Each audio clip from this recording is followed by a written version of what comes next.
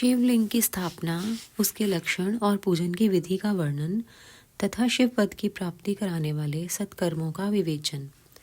ऋषियों ने पूछा, सूत जी, शिवलिंग की स्थापना कैसे करनी चाहिए, उसका लक्षण क्या है तथा उसकी पूजा कैसे करनी चाहिए, किस देश काल में करनी चाहिए और किस द्रव्य के द्वारा उसका निर्माण होना चाहिए। सूत जी ने कहा, महर्षियों, मैं तुम लोगों के लिए इस विषय का वर्णन करता हूँ, ध्यान देकर सुनो और समझो। अनुकूल एवं शुभ समय में किसी पवित्र तीर्थ में, नदी आदि के तट पर अपनी रुचि के अनुसार ऐसी जगह शिवलिंग की स्थापना करनी चाहिए जहाँ नित्य पूजन हो सके। पार्थिव द्रव्य से, जलमय द्रव्य से अथवा तेजस पदार्थ से अपनी रुचि के अनुसार कल्पोक्त लक्षणों से युक्त शिवलिंग का निर्माण करके उसकी पूजा करने से उपासक को उस पूजन का पूरा फल प्राप्त होता है। संपूर्ण शुभ लक्षणों से युक्त शिवलिंग की यदि पूजा की जाए तो वह तत्काल पूजा का फल देने वाला होता है। यदि चल प्रतिष्ठा करनी हो तो इसके लिए छोटा सा शिवलिंग अथवा विग्रह श्रेष्ठ माना जाता है, और यदि अचल प्रतिष्ठा करनी हो तो स्थूल शिवलिंग अथवा विग्रह अच्छा माना गया है। उत्तम लक्षणों से युक्त शिवलिंग की पीठ सहित स्थापना करनी चाहिए। शिवलिंग का पीठ मंडलाकार, गोल, चौकोर, त्रिकोण अथवा खाट के पाए की भांति ऊपर नीचे मोटा और बीच में पतला होना चाहिए। ऐसा लिंग पीठ महान फल देने वाला होता है। पहले मिट्टी से, प्रस्तर आदि से अथवा लोहे आदि से शिवलिंग का निर्माण करना चाहिए। जिस द्रव्य से शिवलिंग का निर्माण हो उसी से उसका पीठ भी बनाना चाहिए। यही स्थावर अचल प्रतिष्ठा वाले शिवलिंग की विशेष बात है। चल प्रतिष्ठा वाले शिवलिंग में भी लिंग और पीठ का एक ही उपादान होना चाहिए, किंतु बाण लिंग के लिए यह नियम नहीं है। लिंग की लंबाई निर्माणकर्ता या स्थापना करने वाले यजमान के 12 अंगुल के हाथ होनी चाहिए। ऐसे ही शिवलिंग को उत्तम कहा गया है। इससे कम लंबाई हो तो फल में कमी आ जाती है, अधिक हो तो कोई दोष की बात नहीं है। चरलिंग में भी वैसा ही नियम है। उसकी लंबाई कम से कम कर्ता के 1 अंगुल के बराबर होनी चाहिए। उससे छोटा होने पर अल्प फल मिलता है, किंतु उससे अधिक होना दोष की बात नहीं है। यजमान को चाहिए कि वह पहले शिल्प शास्त्र के अनुसार एक विमान या देवालय बनवाए जो देवगणों की मूर्तियों से अलंकृत हो। उसका गर्भगृह बहुत ही सुंदर, सुदृढ़ और दर्पण के समान स्वच्छ हो। उसे 9 प्रकार के रत्नों से विभूषित किया गया हो। उसमें पूर्व और पश्चिम दिशा में 2 मुख्य द्वार हों जहाँ शिवलिंग की स्थापना करनी हो। उस स्थान के गर्त में नीलम, लाल, वैदूर्य, श्याम, मरकत, मोती, मूंगा, गोमेद और हीरा, इन 9 रत्नों तथा अन्य महत्वपूर्ण द्रव्यों को वैदिक मंत्रों के साथ छोड़ें। सद्योजात आदि 5 वैदिक मंत्रों द्वारा शिवलिंग का 5 स्थानों में क्रमशः पूजन करके अग्नि में हविष्य की अनेक आहुतियाँ दें और परिवार सहित मेरी पूजा करके गुरु स्वरूप आचार्य को धन से तथा भाई बंधुओं को मनचाही वस्तुओं से संतुष्ट करें। याचकों को जड़, सुवर्ण ग्रह एवं भू संपत्ति तथा चेतन, गौ आदि वैभव प्रदान करें। स्थावर जंगम सभी जीवों को यत्नपूर्वक संतुष्ट करके एक गड्ढे में सुवर्ण तथा 9 प्रकार के रत्न भरकर सद्योजात आदि वैदिक मंत्रों का उच्चारण करके परम कल्याणकारी महादेव जी का ध्यान करें। तत्पश्चात नाद घोष से युक्त महामंत्र ओंकार का उच्चारण करके उक्त गड्ढे में शिवलिंग की स्थापना करके उसे पीठ से संयुक्त करें। इस प्रकार पीठ युक्त लिंग की स्थापना करके उसे नित्य लेप दीर्घ काल तक टिके रहने वाले मसाले से जोड़कर स्थिर करें। इसी प्रकार वहाँ परम सुंदर वीर मूर्ति की भी स्थापना करनी चाहिए। सारांश ये है कि भूमि संस्कार आदि की सारी विधि जैसी लिंग प्रतिष्ठा के लिए कही गई है, वैसी ही वीर मूर्ति प्रतिष्ठा के लिए भी समझनी चाहिए। अंतर इतना ही है कि लिंग प्रतिष्ठा के लिए प्रणव मंत्र के उच्चारण का विधान है, परंतु वीर की प्रतिष्ठा पंचाक्षर मंत्र से करनी चाहिए। अंतर इतना ही है कि लिंग प्रतिष्ठा के लिए प्रणव मंत्र के उच्चारण का विधान है, परंतु वीर की प्रतिष्ठा पंचाक्षर मंत्र से करनी चाहिए। जहाँ लिंग की प्रतिष्ठा हुई है वहाँ भी उत्सव के लिए 12 सवारी निकालने आदि के निमित्त वीर मूर्ति को रखना आवश्यक है। वीर को बाहर से भी लिया जा सकता है, उसे गुरुजनों से ग्रहण करें। बाह्य वीर वही लेने योग्य है जो साधु पुरुषों द्वारा पूजित हो। इस प्रकार लिंग में और वीर में भी की हुई महादेव जी की पूजा शिव पद प्रदान करने वाली होती है। स्थावर और जंगम भेद से लिंग भी 2 प्रकार का कहा गया है। वृक्ष, लता आदि को स्थावर लिंग कहते हैं और कृमि, कीट आदि को जंगम लिंग। स्थावर लिंग की सींचने आदि के द्वारा सेवा करनी चाहिए और जंगम लिंग को आहार एवं जल आदि देकर तृप्त करना उचित है। उन स्थावर जंगम जीवों को सुख पहुँचाने में अनुरक्त होना भगवान शिव का पूजन है, ऐसा विद्वान पुरुष मानते हैं। यूँ चराचर जीवों को ही भगवान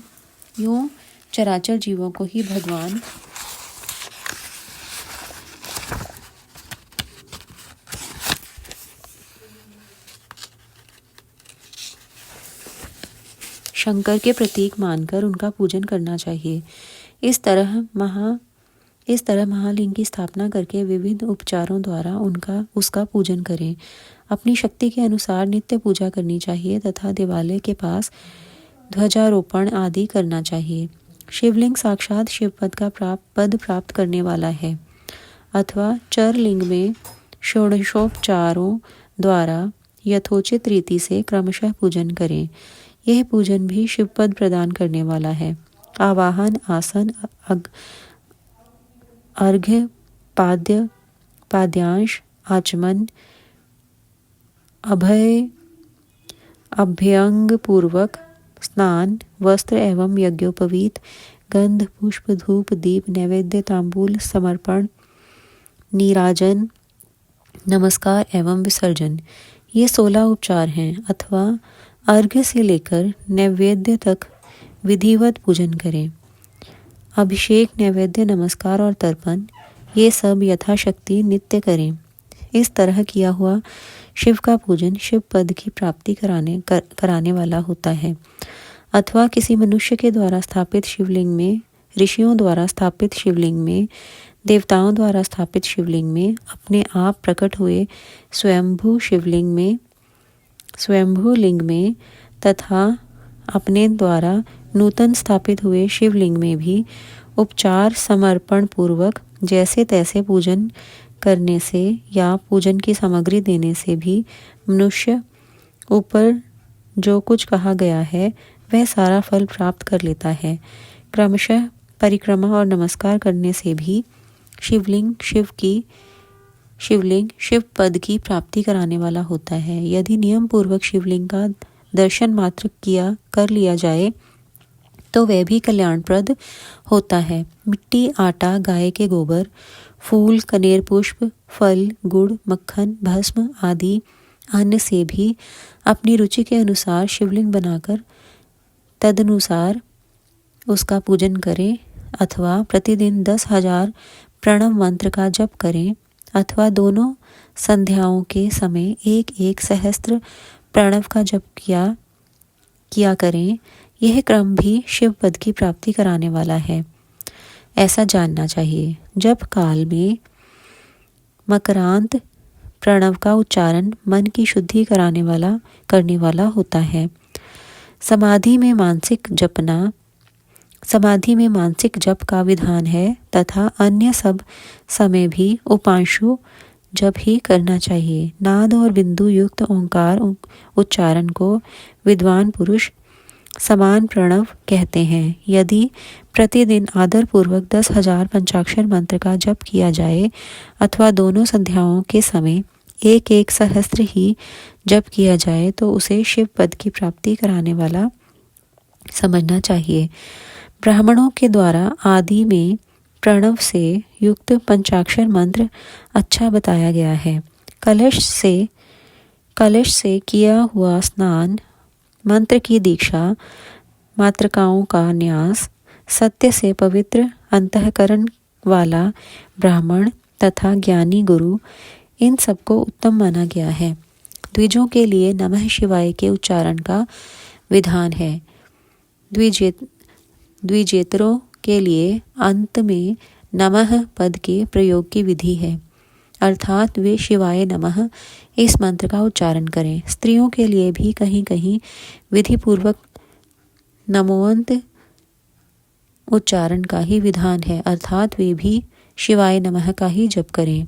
कोई ऋषि ब्राह्मण की स्त्रियों के लिए नमः पूर्वक शिवाय के जप की अनुमति देते हैं, अर्थात वे नमः शिवाय का जप करें। पंचाक्षर मंत्र का 5 करोड़ जप करके मनुष्य भगवान सदाशिव के समान हो जाता है। 1, 2, 3 अथवा 4 करोड़ का जप करने से क्रमशः ब्रह्मा, विष्णु, रुद्र तथा महेश्वर का पद प्राप्त होता है। 1, 2, 3 अथवा 4 करोड़ का जप करने से क्रमशः ब्रह्मा, विष्णु, रुद्र तथा महेश्वर का पद प्राप्त होता है। अथवा मंत्र में जितने अक्षर हैं उनका पृथक पृथक 1-1 लाख जप करें, अथवा समस्त अक्षरों का एक साथ ही जितने अक्षर हों उतने लाख जप करें। इस तरह के जप को शिव पद की प्राप्ति कराने वाला समझना चाहिए। यदि 1000 दिनों में प्रतिदिन 1 सहस्त्र जप के क्रम से पंचाक्षर मंत्र का 10 लाख जप पूरा कर लिया जाए और प्रतिदिन ब्राह्मण भोजन कराया जाए तो उस मंत्र से अभीष्ट कार्य की सिद्धि होने लगती है। ब्राह्मण को चाहिए कि वह प्रतिदिन प्रातःकाल 1008 बार गायत्री का जप करे। ब्राह्मण को चाहिए कि वह प्रतिदिन प्रातःकाल 1008 बार गायत्री का जप करे। ऐसा होने पर गायत्री क्रमशः शिव का पद प्रदान करने वाली होती है। वेद मंत्रों और वैदिक सूक्तों का भी नियम पूर्वक जप करना चाहिए। वेदों का पारायण भी शिव पद की प्राप्ति कराने वाला है, ऐसा जानना चाहिए। अन्यान्य जो बहुत से मंत्र हैं उनका भी जितने अक्षर हों उतने लाख जप करें। इस प्रकार जो यथाशक्ति जप करता है वह क्रमशः शिव पद मोक्ष प्राप्त कर लेता है। अपनी रुचि के अनुसार किसी एक मंत्र को अपनाकर मृत्यु पर्यंत प्रतिदिन उसका जप करना चाहिए, अथवा ओम इस मंत्र का प्रतिदिन 1 सहस्त्र जप करना चाहिए।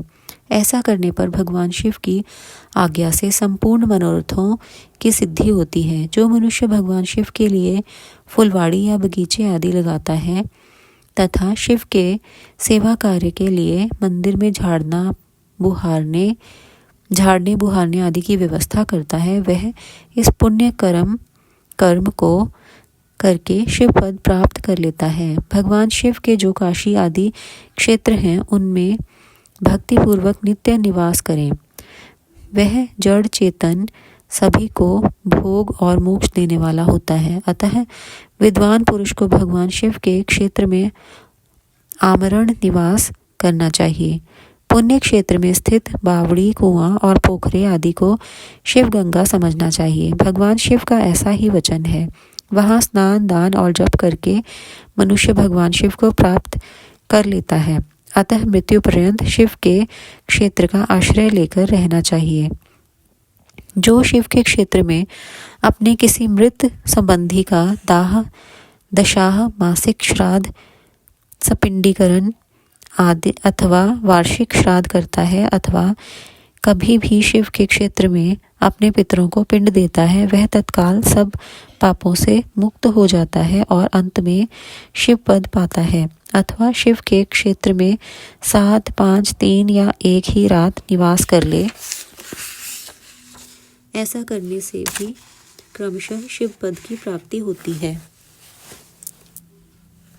लोक में अपने अपने वर्ण के अनुसार सदाचार का पालन करने से भी मनुष्य शिव पद को प्राप्त कर लेता है।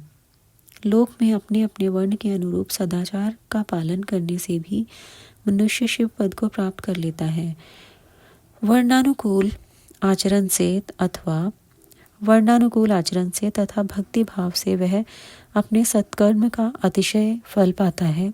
कामना पूर्वक किए हुए अपने कर्म के अभीष्ट फल को शीघ्र ही पा लेता है। निष्काम भाव से किया हुआ सारा कर्म साक्षात शिव पद की प्राप्ति करने वाला होता है। दिन के 3 विभाग होते हैं, प्रातः, मध्याह्न और सायाह्न। इन तीनों में क्रमशः एक एक प्रकार के कर्म का संपादन किया जाता है। प्रातः काल को शास्त्र विहित नित्य कर्म के अनुष्ठान का समय जानना चाहिए। मध्याह्न काल सकाम कर्म के लिए उपयोगी है तथा सायंकाल शांति कर्म के उपयुक्त है, ऐसा जानना चाहिए। इस प्रकार रात्रि में भी समय का विभाजन किया गया है। रात के 4 प्रहर में से जो बीच के 2 प्रहर रात के 4 प्रहरों में से जो बीच के 2 प्रहर हैं उन्हें निशीथ काल कहा गया है। विशेषतः उसी काल में की हुई भगवान शिव की पूजा अभीष्ट फल को देने वाली होती है। ऐसा जानकर कर्म करने वाला मनुष्य यथोक्त फल का भागी होता है। विशेषतः कलयुग में कर्म से ही फल की सिद्धि होती है। अपने अपने अधिकार के अनुसार ऊपर कहे गए किसी भी कर्म के द्वारा शिवाराधन करने वाला पुरुष यदि सदाचारी है और पाप से डरता है तो वह उन कर्मों का पूरा फल अवश्य प्राप्त कर लेता है।